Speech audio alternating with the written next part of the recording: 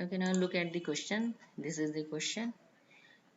For any of such question in which you have to find out accuracy, precision, recall and F1 score of the given problem, means these are the four measures of the evaluation. So you have to find their values by observing the confusion matrix. If confusion matrix is given without labels, यहाँ पे TP, FP और FNTN नहीं दिया है, without label दिया, then first you have to label these measures, then you have to find out the solution. तो आप पहले इनको measure कैसे करो, इन measures को label कैसे करोगे. Now look at this. This is the confusion matrix. यहाँ पे आपको predicted value 1 या true लिखी होगी और यहाँ पे prediction इसी तरह से 0 false हो गया. reality भी इसी तरह 1 means true और 0 means false ये दी हुई है. अब हम check कैसे करते हैं? If predicted prediction is, हाँ, आपका प्रिडिक्शन अगर दिया हुआ है 1 मीन्स ट्रू दिया है, तो आपका ये केसेस कौन से हो गए? Positive cases. If prediction is true it means positive cases. And second, अगर आपका प्रिडिक्शन दिया है 0 मीन्स फॉल्स, तो ये हो गया निगेटिव केसेस. सबसे पहले तो ये कर लिया, positive and negative cases. Then अब हम ये चेक करेंगे कि ये मैचिंग हो रही है कि नहीं. प्रिडिक्टेड 1 रियलिटी 1 दोनों मैचिंग है, तो ये हो गया ट्रू पॉजिटिव केस. ट्रू और पॉजिटिव था क्योंकि ये प्रिडिक्शन आपका ट्रू था, तो ये हो गया टीपी. और इसी तरीके से ये 0 0 यहाँ मैच कर रहे हैं इस कंडीशन में, तो यहाँ पर ये भी ट्रू हो गया. और फिर ये वाले हमारे क्या हो गए? बचे हुए दोनों फॉल्स. तो ये हो गई लेबलिंग. ठीक है. तो और एक शॉर्टकट ये है कि आप इजीली लर्न भी कर सकते हो. TPFP और F से ही कंटिन्यू करो, FNTN. TPFP FNTN. लेकिन लर्न करने से क्या होता है कि अगर आपने जरा सा भी मिस कर गए हैं, भूल गए हो, तो गलती होने के चांसेस ज्यादा होते हैं. तो बेटर है आप इसको अंडरस्टैंड करो. If prediction is true both the values are, यहाँ पे आप इनको लेबल करोगे positive. If it is 0 negative. सबसे पहला लेबल ये पॉजिटिव निगेटिव का हो गया. फिर आप जहां रियलिटी और प्रिडिक्शन दोनों 1 है, ये हो गया ट्रू. 1 नहीं, दोनों सेम है, both are same, true. Here 0 and 0 both are same, so it is true. And rest of the two are negative because they are not matching. तो ये लेबलिंग होने के बाद अब सबसे पहले हमने क्या करना है, अब तो आपको पता ही उसके बाद का प्रोसीजर. फर्स्ट आप सब वैल्यूज लिख लो. हमारा हो गया TP is equal to 30, then FP is equal to 30, then FN is equal to 10, and last one TN is equal to 930. Values भी मिल गई. अब इसके बाद हमें क्या करना है? नेक्स्ट एक्यूरेसी कैलकुलेशन स्टार्ट करेंगे. फॉर एक्यूरेसी फॉर्मूले भी याद करने का एक तरीका है. अब एक्यूरेसी में हम क्या करते हैं? TP और TN दोनों को कंसीडर करते हैं. तो TP प्लस TN और divided by sum of all the 4 values. तो इसका फॉर्मूला क्या होगा?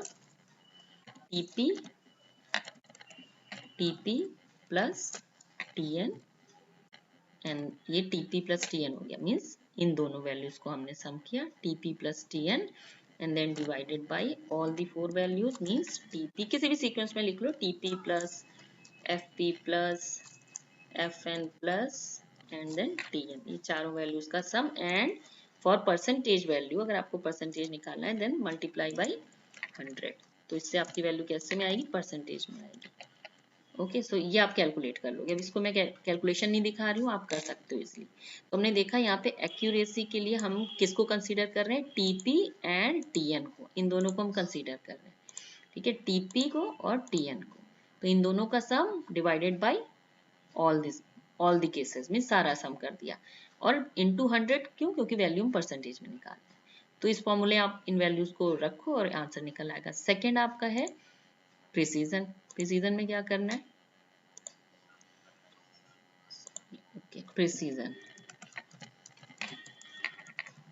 Precision is equal to, precision में हम कंसीडर करते हैं true positive and positive cases. Means true positive and false positive. अब यहाँ पे क्या करेंगे हम? पहले ऊपर आप क्या रख रहे हो? खाली TP. न्यूमरेटर आपका है TP and divided by TP plus FP. ये फ्रंट के आपके जो ट्रू पॉजिटिव केसेस हैं, सॉरी पॉजिटिव केसेस है, इनका सम. तो इसको एक तरीके से हम लाइन भी वैसे मार्क कर सकते हो. हाइलाइटर इसमें नहीं है, चलो कोई नहीं, ऐसे कर दे रहे हैं हाइलाइटर. ये सॉरी, ये वाले केसेस. इनको हम प्रिसीजन के वक्त यूज करेंगे। तो प्रिसीजन के लिए हमने किया TP divided by TP plus FP and again multiply by 100 to get the percentage value. ठीक है, तो इसको हमने ये याद रखा कि डिनोमिनेटर में प्रिसीजन में ये टीपीएफपी का सम होता है। अब जब हम रिकॉल कर रहे हैं, रिकॉल की कंडीशन, रिकॉल के फॉर्मूले में क्या याद रखना है? What is recall? रिकॉल में हम numerator again TP divided by sum of, यहाँ पे हम करते हैं sum of this TP and FN का। प्रिसीजन में हम टीपी एफपी का सम करते हैं और रिकॉल में हम टीपी और एफएन का सम करते हैं। Okay, so it is very easy to learn the formula if you will understand. तो अगेन डिवाइडेड बाई ब्रैकेट हमने लिखा टीपी प्लस एफएन। ठीक है, और यहाँ पे हम रिकॉल में परसेंटेज नहीं निकाल रहे हैं तो यहाँ पे इतना ही करते हैं, रिकॉल के परसेंटेज में वैल्यू निकालने की जरूरत नहीं है। ठीक है, एंड लास्ट आपका होता है F1 formula. F1 formula, F1 score, sorry F1 score की वैल्यू में हम क्या कर रहे हैं, जो आपका, इसको पहले हम ट्वाइस करेंगे। किसका twice? Twice means multiply by 2। किसका twice? Product of precision and recall divided by sum of precision and recall, not in percentage. Okay, so अब हम product of precision and recall हो गया precision into recall and divided by sum of precision and recall, precision plus recall। बस आप ये values आप निकाल सकते हो। अब इसमें ध्यान यही रखना है, इस वक्त यहाँ पे प्रिसीजन की वैल्यू में ये इनटू 100 नहीं रहेगा, मीन्स ये परसेंटेज में नहीं रहेगी। नॉर्मल वैल्यू जैसे रिकॉल की निकाली है ऐसे ही रखेंगे, तो ये डेसिमल वैल्यू यहाँ रहेगी, परसेंटेज वैल्यू नहीं रहेगी। मीन्स अगर आपकी यहाँ पे वैल्यू आती है 50% तो यहाँ पे होगी 0.5, और ये इस तरह से वैल्यू निकल जाएगी। तो फॉर्मूले लर्न करने का एक तरीका है, उसको एक बार आप समझ जाओगे तो आपको कभी प्रॉब्लम नहीं होगी। एक्यूरेसी में हमने क्या देखा? एक्यूरेसी में हमने ये देखा कि यहाँ पे जो ये टीपी प्लस टीएन मीन्स हम इस डायगोनल वैल्यू को कंसीडर करते हैं। टीपी और टीएन का सम है और divided by sum of all the cases and again percentage value के लिए मल्टीप्लाई बाय 100।